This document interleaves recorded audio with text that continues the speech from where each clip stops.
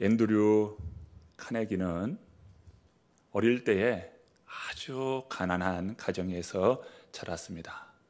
그는 배 곪는 그러한 일을 훈련해야 했습니다. 그래서 배고픈 배를 부여잡고 일찍 잠을 자야 했습니다. 그런 그는 훗날 강철왕 카네기, 세상에서 가장 큰 부호를 누렸던 가장 큰 부자인 그런 인물이 되었습니다. 카네기의 성공 스토리이지요. 이와 반대로 실패한 이야기들이 있습니다. 이 슈퍼스타가 몰락하는 이야기, 유명 배우가 몰락하는 이야기, 그리고 큰 부자가 몰락하는 그러한 이야기도 있습니다. 왜 우리는 이런 이야기를 들어야 합니까? 바로 여기에는 경고의 메시지가 있는 것이죠. 예수님께서 한 이야기를 들려주시면서 두 사람을 이제 말씀하십니다. 그런데 그 한 사람은 큰 부자입니다. 얼마나 큰 부자였던지 날마다 잔치하며 호화로운 생활을 하는 부자였습니다. 오늘 본문 19절은 이렇게 시작합니다. 자, 19절 말씀을 함께 읽어봅니다. 한 부자가 있어 자색 옷과 고운 베옷을 입고 날마다 호화롭게 즐기더라. 그는 자색 옷, 고운 베옷을 입었습니다. 최고의 부자들만이 입을 수 있는 그런 옷을 입었습니다. 그는 얼마나 큰 부자였던지 날마다 잔치하며 파티를 열며 화로운 생활을 했습니다. 이런 생활을 하는 그 부자는 어떻게 보면 방탕한, 방종한 그러한 삶을 사는 인물이었습니다. 그런데 이와 반대로 한 사람이 있습니다. 이 사람의 이름은 나사로입니다. 나사로, 그 이름의 뜻은 하나님이 도우시는 자라고 하는 이름의 뜻입니다. 그런데 그 이름과 반대로 그의 삶은 거지입니다. 부자의 상에서 떨어지는 부스러기로 배를 채우고자 하는 거지였습니다. 그는 몸에 질병을 가지고 있습니다. 종기가 나서 살이 트는 그러한 질병을 가지고 있었습니다. 여기에 비참한 것은 개들이 와서 그 헌대를 핥았습니다. 오늘 본문 20절과 21절의 말씀입니다. 함께 읽어봅니다. 그런데 나사로라 이름하는 한 거지가 헌대 두성이로 그의 대문 앞에 버려진 채 그 부자의 상에서 떨어지는 것으로 배불리려 하며 심지어 개들이 와서 그 헌대를 핥더라. 고대 세계에서 개는 부정하고 혐오스러운 동물이었습니다. 그런데 그 개들이 헌대를 핥습니다. 그러니까 이 나사로는 얼마나 비참한 인생이었는지를 보여주고 있습니다. 그런데 이들이 죽습니다. 나사로도 죽고 그 큰 부자도 죽었습니다. 그런데 반전이 일어납니다. 나사로는 아브라함의 품 천국에 가게 되고 부자는 음부의 고통 지옥에 가게 되었습니다. 한 사람은 천국에 가고 한 사람은 지옥에 간 것이죠. 여러분, 지옥이 어떤 곳입니까? 지옥은 매우 고통스러운 곳이라는 겁니다. 얼마나 고통스럽든지 오늘 본문 24절은 우리에게 이렇게 전해주고 있습니다. 자, 본문 24절의 말씀입니다. 함께 읽어봅니다. 불러 이르되 아버지 아브라함이여 나를 긍휼히 여기사 나사로를 보내어 그 손가락 끝에 물을 찍어 내 혀를 서늘하게 하소서. 내가 이 불꽃 가운데서 괴로워하나이다. 여러분, 뜨거운 여름날 갈증으로 목이 타들어갑니다. 그런데 그 타들어가는 그 목이 얼마나 갈증스럽든지 갈증이 나든지 이 턱 밑까지 갈증이 차올랐어요. 그런데 누군가 냉수 한 그릇을 줍니다. 여러분, 그 냉수 한 그릇을 벌컥 마실 때에 그 냉수는 너무도 답니다. 냉수 한 그릇은 그렇게 우리에게 갈증을 해결해주고 시원함을 줍니다. 그런데 이 부자가 얼마나 고통스럽던지 그 나사로를 명하여 손가락 끝에 물 한 방울 떨어뜨려서 내 혀를 서늘하게 하소서. 갈증 날 때 물 한 방울이 여러분 그게 무슨 서늘하게 하겠습니까? 이 부자가 이 지옥에 있어 너무나 괴로워서 그 손끝에 물 한 방울 떨어뜨리라고 그렇게 요구하고 있는 것입니다. 지옥은 그런 것입니다. 영원히 꺼지지 않는 불못에 영원히 계속되는 고통이 있는 곳, 그곳이 지옥이죠. 믿지 않는 사람은 지옥이 없을 것이라고 여깁니다. 그런데 죽음이 가까우면 두렵습니다. 왜 두려울까요?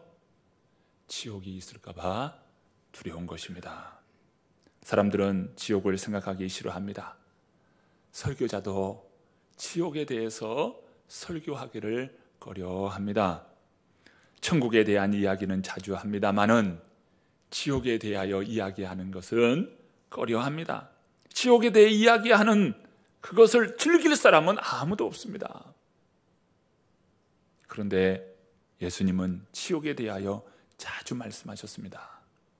마태복음만 보더라도 지옥에 대한 말씀, 심판에 대한 말씀이 66절에 해당됩니다. 예수님은 자주 지옥에 대하여, 심판에 대하여 말씀하셨습니다. 왜 그러한 말씀을 하셨을까요? 우리에게 경고하는 것입니다. 제가 두 구절의 말씀을 읽어보겠습니다. 마태복음 8장 12절입니다. 그 나라의 본 자손은 바깥 어두운 데 쫓겨나 거기서 슬피 울며 이를 갈게 되리라. 마태복음 25장 46절입니다. 그들은 영벌에 의인들은 영생에 들어가리라 하시니라. 예수님은 지옥에 대하여, 심판에 대하여 자주 말씀하셨습니다. 많은 사람들은 천국에 갈 것으로 생각합니다. 다 천국에 갈 것으로 생각해요. 그런데 우리 모두는 본질적으로 천국에 갈 수 없는 인생들입니다. 성경은 분명히 증언합니다. 에베소서 2장 3절에 본질상 진노의 자녀라고 말씀합니다. 우리 모두는요, 본질상 진노의 자녀예요. 골로새서 1장에서도 말씀합니다. 너희는 하나님과 원수된 자들이다. 하나님과 원수되었어요. 로마서 3장에서는 의인은 없나니 하나도 없다고 말씀하시고 모든 사람이 죄를 범하였음에 하나님의 영광에 이르지 못하게 됐다고 말씀합니다.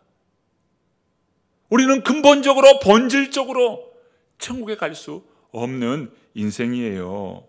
가만히 놔두면 모두 지옥 갈 사람들이에요. 그런데 지옥은 비유가 아닙니다. 지옥은 꿈이 아니에요. 지옥은 현실입니다. 분명히 죽음 후에는 두 갈래 길에 서야 합니다. 한 갈래 길은 천국이요, 한 갈래 길은 지옥입니다. 천국이냐 지옥이냐 두 갈림길만 있습니다. 하나님과 분리되어 있는 사람은 지옥에 갑니다. 본문에서도 예수님은 그것을 이야기하시는 겁니다. 여러분이 장례식장에 가면 꽃으로 장식되어 있는 것을 보게 됩니다. 노란 꽃, 분홍 꽃, 흰 꽃, 이런 꽃들로 장식되어 있어요. 그런데 그 꽃들은 다 잘려 있습니다. 그 꽃들을 예쁘게 장식하기 위해서 잘라서 그것을 장식하는 겁니다. 그런데 장식된 그 꽃을 며칠 더 두면 그 꽃은 어떻게 될까요? 뿌리가 잘려있기 때문에 곧 시들고 맙니다. 꽃이 피었다는 것은 그 꽃은 뿌리에 연결되어 있다는 것이에요. 뿌리에 연결되어 있는 나무, 연결되어 있는 꽃은 꽃이 맺히고 꽃이 피고 또 열매를 맺게 되는 것이죠. 우리의 신앙이 그런 것입니다. 우리가 예수님께 뿌리를 두고 있을 때만이 그 인생이 꽃이 피고 열매를 맺던 그 인생이 구원의 인생이 되는 것입니다. 에베소서 2장 8절과 9절은 우리에게 이렇게 말씀해 주고 있습니다. 너희는 그 은혜에 의하여 믿음으로 말미암아 구원을 받았으니 이것은 너희에게서 난 것이 아니요 하나님의 선물이라. 행위에서 난 것이 아니니 이는 누구든지 자랑하지 못하게 함이라. 예수님을 믿는 믿음이 구원을 이루게 됩니다. 그러면 우리의 행위는 무엇입니까? 마치 꽃의 그 꽃과 같고 열매인 것입니다. 예수님을 믿는 그 믿음은 바로 뿌리와 같은 것으로서 그 뿌리에 붙어 있음으로 말미암아 우리가 구원을 얻게 되고요. 구원받는 오늘 우리들은 구원의 삶으로서 꽃이 피고 열매가 맺히는 것입니다. 여러분, 우리는 먼저 뿌리에 연결되는 나무가 되어야 합니다. 그리고 아름다운 꽃과 열매를 맺는 인생이 되어야 하는 것이죠. 여러분, 우리가 왜 교회에 나와야 합니까? 뿌리에 잘 연결되도록 하기 위함입니다. 우리 주님은 말씀합니다. 히브리서 10장 24절과 25절에 다음과 같은 말씀을 해주고 계셔요. 서로 돌아보라. 사랑과 선행을 격려하며 모이기를 패하는 어떤 사람의 습관과 같이 하지 말고 오직 권하여 그날이 가까움을 볼수록 더욱 그리하자. 주님 부르실 날이 가까우면 가까울수록 서로 모여야 한다는 거예요. 이게 무엇입니까? 교회 안에 모이기를 패하는 그런 자들을 따르지 말고 서로 힘써서 모여라. 모여서 무엇을 해야 합니까? 서로 사랑함, 그리고 서로 격려하는 거예요. 서로 사랑하며 격려하라고 주님께서 말씀합니다. 여러분, 선한 행위가 우리에게 영생, 구원을 주는 것이 아닙니다. 우리에게 영생을 주는 것은 열매가 아닙니다. 우리를 구원하는 것은 바로 뿌리예요. 다시 에베소서 2장의 말씀을 다시 한번 돌아옵니다. 너희는 그 은혜에 의하여 믿음으로 말미암아 구원을 받았으니 이것은 너희에게서 난 것이 아니요 하나님의 선물이라. 우리의 행위에서 난 것이 아니고 우리의 믿음을 통하여 구원 얻는 것이라고 말씀합니다. 여기에 중요한 말씀이 있어요. 너희는 그 은혜에 의하여 믿음으로 말미암아 구원을 얻었다고 말씀합니다. 구원은 믿음으로 말미암아 얻은 것입니다. 본질상 우리는 진노의 자녀예요. 하나님과 원수된 자인데 믿음으로 말미암아 구원을 얻게 된 것입니다. 그러므로 사랑하는 성도 여러분, 구원을 위하여 예수님께 뿌리를 두고 오늘 우리들의 그 믿음의 삶이 굳건해야 합니다. 여러분, 믿음의 뿌리를 두고 굳건히 서는 저와 여러분 되기를 바랍니다. 여러분, 옆 사람에게 한번 물어보세요. 당신은 예수님께 뿌리를 두고 있습니까? 한번 물어보셔요. 당신은 예수님께 뿌리를 두고 있습니까? 물어봤어요? 그러면 대답 좀 해주셔요. 네. 대답도 하셨습니까? 네. 여러분, 우리가 뿌리에 예수님께 두고 우리들이 다 믿음으로 서야 하는 것이죠. 여러분, 예수님께 연결되어 있다. 뿌리이신 예수님과 연결되어 있다. 예수님과 뿌리로 연결되어 있다는 것은 어떤 의미입니까? 어떤 말씀입니까? 어떻게 연결되는 것입니까? 오순절에 베드로 사도는 모인 무리들에게 다음과 같은 말씀을 전합니다. 베드로전서 사도행전 2장 38절과 39절의 말씀입니다. 베드로가 이르되 너희가 회개하여 각각 예수 그리스도의 이름으로 세례를 받고 죄 사함을 받으라. 그리하면 성령의 선물을 받으리니 이 약속은 너희와 너희 자녀와 모든 먼데 사람 곧 주 우리 하나님이 얼마든지 부르시는 자들에게 하신 것이라 하고. 여러분, 이 말씀은 어떤 말씀일까요? 예수님께서 그 갈보리 산에서 십자가를 지시고 친히 피 흘려 주심으로 우리에게 은혜를 베풀어 주셨습니다. 예수님의 피를 보면서 내 죄가 저렇게 무거운 거구나, 내 죄가 저렇게 심각한 것이구나, 그 갈보리에 달리신 예수님의 십자가를 보고 깨닫는 것입니다. 그리고 우리 주님 앞에 나의 죄를 고백하며 회개하는 것입니다. 주님, 내 죄가 그렇게 큰 죄입니다. 예수님이 십자가에 달릴 수밖에 없는 바로 그 죄의 심각성이 바로 예수님의 그 십자가이네요. 예수님의 십자가를 보고 나의 죄의 심각성을 깨닫고 주님 앞에 죄 용서함을 구하는 것입니다. 예수님께서는 십자가에서 우리의 죄값을 치르셨습니다.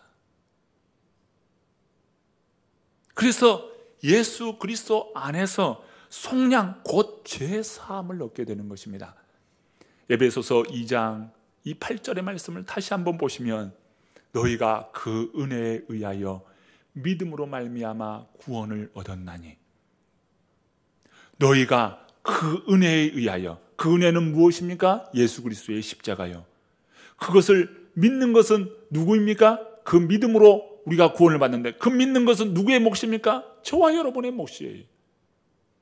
그 은혜에 의하여 믿음으로 말미암아, 그 은혜는 예수님의 십자가고 그 믿음은 오늘 우리의 믿음이에요.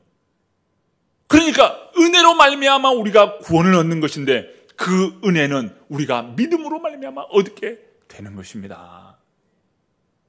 그 은혜로 우리의 믿음으로 말미암아 우리가 구원을 얻게 되는 것이죠.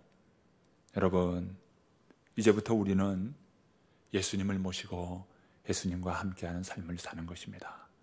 그것이 구원받는 백성의 삶이고 그것이 바로 하나님의 자녀됨의 삶을 사는 것입니다. 여러분, 오늘 본문을 보면 이 부자는 지옥에 떨어져서 아무 도움을 받을 수 없다는 것을 알았습니다. 나사로가 건너와서 그 손끝에 물을 찍어달라 그렇게 요구했지만 그것마저도 될 수 없다는 것입니다. 부자는 도움을 받지 못한다는 것을 알고 그가 생각한 것은 무엇입니까? 아직 저 땅에 있는 5 형제가 떠올랐습니다. 그들이 이곳에 오서는 안 되는 것인데, 그래서 간곡하게 부탁합니다. 그 부탁의 내용이 본문 27절부터 31절까지 그 본문의 말씀을 통해서 우리에게 전해줍니다. 자, 본문 27절 말씀부터 함께 읽어봅니다. 이르되 그러면 아버지여 구하노니 나사로를 내 아버지의 집에 보내소서. 내 형제 5이 있으니 그들에게 증언하게 하여 그들로 이 고통받는 곳에 오지 않게 하소서. 아브라함이 이르되 그들에게 모세와 선지자들이 있으니 그들에게 들을지니라. 이르되 그렇지 아니하니이다. 아버지 아브라함이여, 만일 죽은 자에게서 그들에게 가는 자가 있으면 회개하리이다. 이르되 모세와 선지자들에게 듣지 아니하면 비록 죽은 자 가운데서 살아나는 자가 있을지라도 고난을 받지 아니하리라 하였다 하시니라. 부자는 나사로와 함께 있는 그 아브라함에게 간곡하게 부탁합니다. 아버지여 구하노니 나사로를 내 아버지 집에 보내주소서. 내 아버지 집에는 5 형제가 있습니다. 이 나사로가 가서 그들에게 천국이 있고 지옥이 있다는 것을 알게 이 나사로를 보내주소서. 그러자 아브라함은 그들에게 모세와 선지자들이 있으니 그들에게 들을지니라 라고 말합니다. 그러자 부자가 다시 한번 간곡합니다. 그렇지 않습니다. 죽은 자가 가서 말하면 그들이 회개할 것입니다. 그때 아브라함이 하는 이야기가 무엇입니까? 모세와 선지자의 말을 듣지 아니하면 죽은 자가 살아나서 말해도 믿지 않아야 할 것이다 라고 말합니다. 지옥에 떨어진 부자는 천국을 바라보았습니다. 또 천국에 있는 나사로는 지옥에 있는 그 부자를 보았습니다. 여러분 한번 생각해 보십시오. 나는 천국에 가 있는데 내 사랑하는 남편이 그 지옥에 있어요. 내 사랑하는 자녀들이 지옥에 있다고 생각해 보십시오. 여러분 얼마나 고통스러울까요? 또 내 사랑하는 가족이 다 천국에 있는데 나는 지옥에 있어. 여러분 그것이 얼마나 고통스럽겠어요.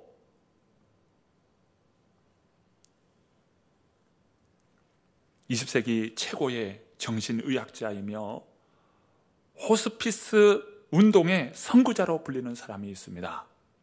그 사람의 이름이 엘리자베스 키블로스이고요. 그의 제자 데이비드 캐슬러인데요. 이들은 정신과 의사였습니다. 의사로서 이 마지막 임종을 앞두고 있는 이 사람들과 이야기하는데 깊은 감동을 받습니다.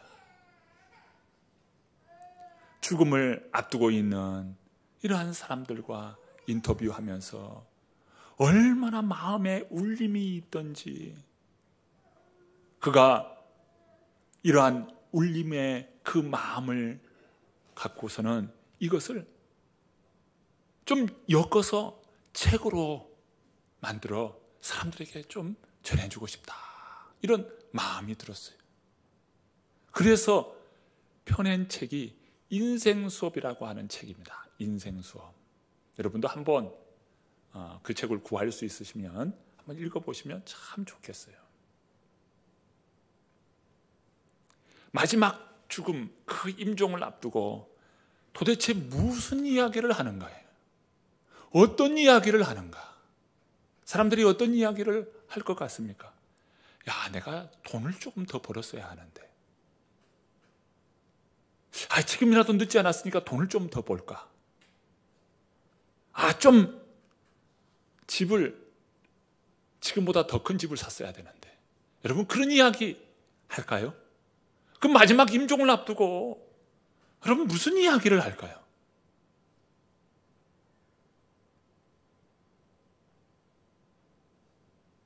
내 사랑하는 형제들에게, 아내에게 여러분 어떤 이야기를 하고 싶습니까? 마지막 임종을 앞두고 어떤 이야기를 할까요? 배우자에게, 여보, 내가 당신을 만나서 참 행복했어. 일생을 살아가는 동안 당신을 만나니 너무 행복한 삶이었어. 여보, 사랑해. 그리고 자녀들에게, 얘들아, 내 아들이 되어줘서 너무 고마웠다.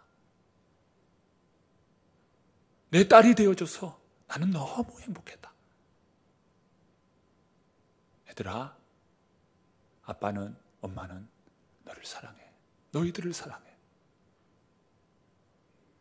마지막 그 임종 앞에서 다른 이야기가 아니라 너무 사랑한다고, 너무 행복했다고, 그런 이야기를 한다는 겁니다. 그리고 지금까지 살아오면서 내가 왜 움켜쥐려고만 했을까? 왜 나는 움켜쥐려고만 그렇게 살았을까? 나누고 베풀고 선행을 할 수 있는 그런 기회가 있었는데 왜 나는 그런 기회를 나는 사용하지 못했을까? 이것을 후회한다는 거예요. 그러면서 멀리 떠나는 해외여행이 아니라 가까운 동산이라도 함께 손잡고 그러한 것을 해봤으면, 내 가족과 함께 가까운 동산이라도 가까운 산이라도 가며 꽃 구경, 나무 구경하면서 그런 시간을 보내봤으면 좋았을 것을 왜 그런 시간을 갖지 못했나? 마지막 임종 앞에, 죽음 앞에서 그들이 하는 이야기입니다. 그런데 그 책에서 이 이야기를 하면서 그런 이야기 하려고 했을까요? 그 책에서 말하고자 하는 핵심이 있습니다. 이 이야기예요. 생의 마지막 순간에 간절히 원하게 될 것이 있다면 지금 당장 그것을 해야 한다. 왜 생의 마지막 가서 후회하냐 이거예요. 지금 하라는 거예요. 지금. 여보, 나 당신을 만나서 너무 행복했어. 여보 사랑해. 그것을 지금 하라고요. 지금 하라. 왜 생의 마지막에 가서 그 이야기를 하려고 하냐 이거예요. 그러면서 하지 못해서 후회하냐 이거예요. 지금 당장 하라. 지금 당장 하라. 베풀고 나누는 것 지금 당장 하라. 가까운 곳, 꽃밭 가는 것 손잡고 함께 지금 하라.